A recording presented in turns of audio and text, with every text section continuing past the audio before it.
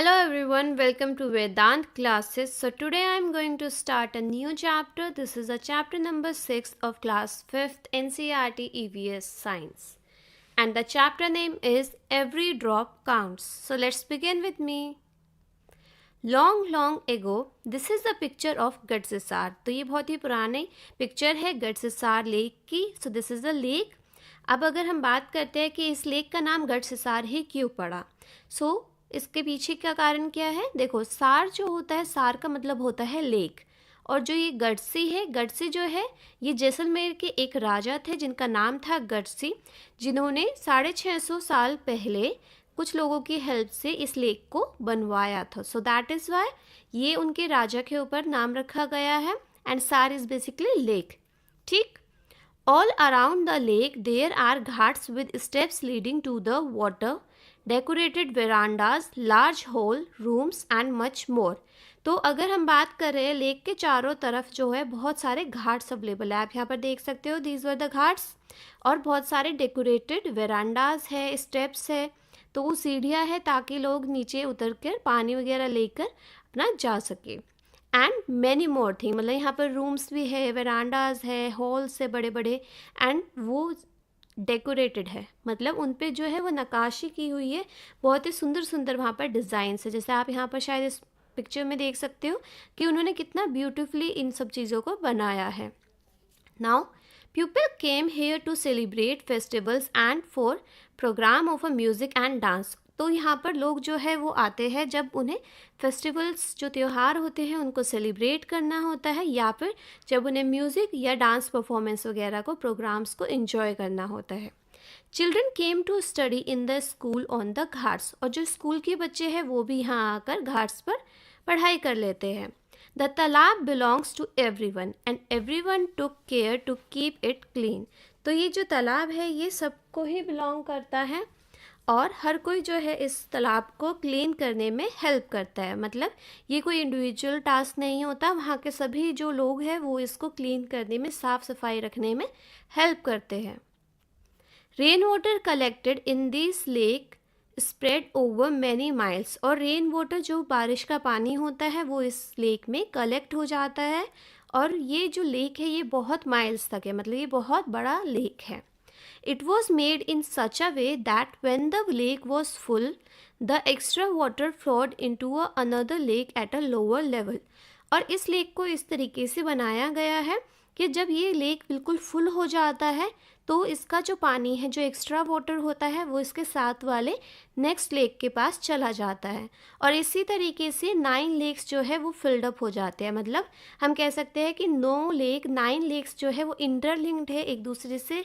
और वो होता क्या है कि जो सबसे ऊंचाई वाला लेक है, सबसे पहले उसमें पानी पूरा फिल होता है, फिर जब वो फिल हो जाता है तो जो उससे थोड़ा नीचाई पर है, मतलब थोड़ा सा नीचे है, फिर पानी उधर जाता है, फिर तीसरे में जाता है, फिर चौथे में जाता है. तो इन सच अ वे 9 के 9 लेक्स जो है वो फिल हो जाते हैं with a rain water. This rain water could be use through out the year. और फिर ये जो रेन वाटर कलेक्ट हुआ है इस लेक में, ये थ्रू आउट द ईयर जो है लोग, वहाँ के जो लोग हैं बेसिकली नेबरहुड से, वो इसको यूज़ करते हैं.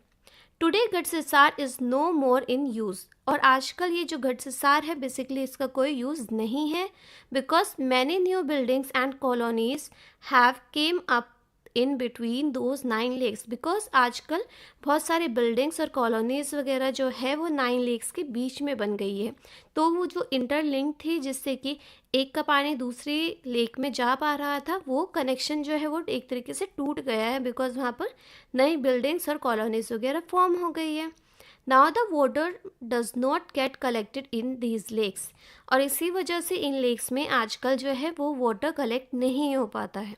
Rain water just flow away and is wasted. और जो रेन वाटर होता है, बारिश का पानी है, वो ऐसे ही फ्लो अवे हो जाता है और वो वेस्ट हो जाता है, वो कलेक्ट नहीं हो पाता.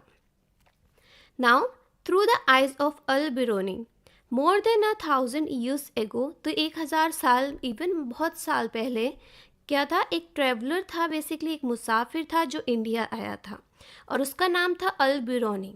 The place that he came from is now known as Uzbekistan. तो वो उज़्बेकिस्तान एक प्लेस है जहाँ से वो आया था।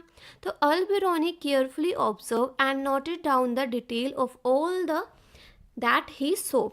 तो यहाँ पर इंडिया में उसने जो भी चीज़ें देखी, अल-बिरूनी ने क्या किया, उनको नोटेड डाउन किया, उनको एक तरीके से, जैसे कहते हैं ना पेन कॉपी पे है, जैसे हम लोग नोट कर लेते हैं अगर हमें कोई भी चीज़ कुछ अलग सी लगती है या स्पेशल लगती है, तो इन अ सिमिलर वे उसने भी नोट डाउन कर लिया। He wrote specially about those things that he found very different from his on country. और उसने वो चीज़ें ज़रूर लिखी जो कि इसे, उनको बेसिकली अल-बिरूनी को इंडिया में बहुत ही अनोखी लगी, बहुत ही डिफरेंट या यूनिक लगी, ठीक है, और वो उनकी कंट्री में वो चीज़ें नहीं होती थी। Here is a part of what he wrote about the pond of that time. तो उस टाइम के जो पॉन्ड्स थे जो इंडिया में बने हुए थे, उसके बारे में जो उन्होंने लिखा था वो यहाँ पर है। तो अब आप पढ़ोगे इसको।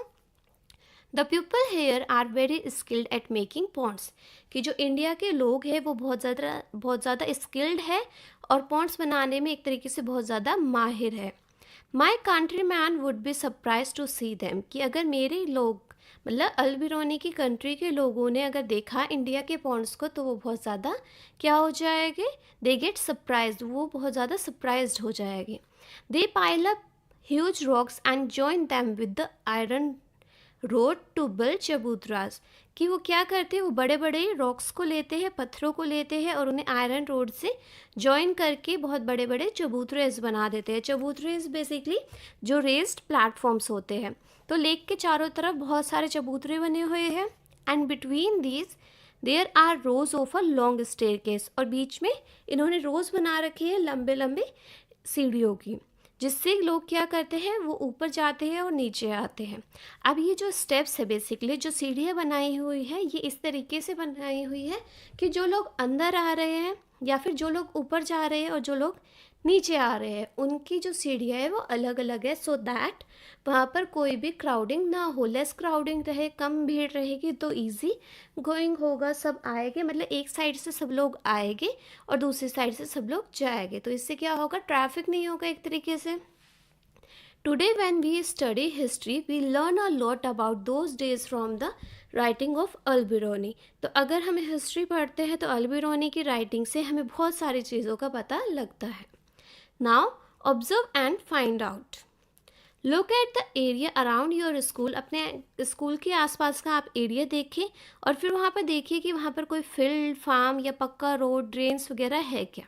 अगर वहाँ पर, और वहाँ का एरिया जो आपके स्कूल के आसपास का एरिया वो कैसा है, स्लोपिंग है, रोकी है या फिर वो फ्लैट है। देन थिंक, सोचो, what will happen here when it rains, कि जब बारिश होती है तो क्या होता है आपके स्कूल के आसपास, where will the rain water go. तो जो पानी, बेसिकली बारिश का पानी है वो कहाँ गया, मतलब वो ड्रेन में गया, पाइप्स में गया, पिट्स में गया, या फिर कुछ वाटर जो है वो मिट्टी द्वारा क्या हुआ, सॉक कर लिया गया, मतलब एब्जॉर्व कर लिया गया। So the answer is yes, there are fields, farms, pucca road, drain etcetera in the area around my school, कि मेरे स्कूल के आसपास फील्ड्स भी है, फार्म्स भी है, पक्का रोड है और ड्रेन्स भी है। And also the area is flat, और स्कूल के आसपास का जो एरिया है वो फ्लैट है। तो जब भी बारिश होती है व्हाट विल हैपन, कि जो रेन वाटर होता है वो ड्रेन में चला जाता है और कुछ वाटर जो है वो एब्जॉर्व हो जाता है सॉइल्स के द्वारा।